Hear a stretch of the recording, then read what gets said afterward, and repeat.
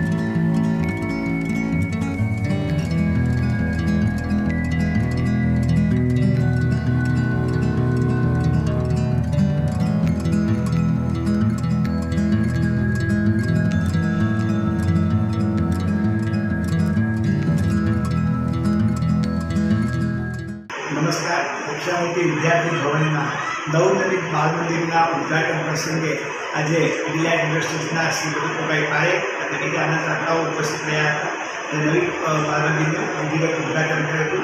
શહેરના આગેવાન લોકો અને સંસ્થાના શુભેચ્છક મિત્રો પણ હાજરી આપી હતી।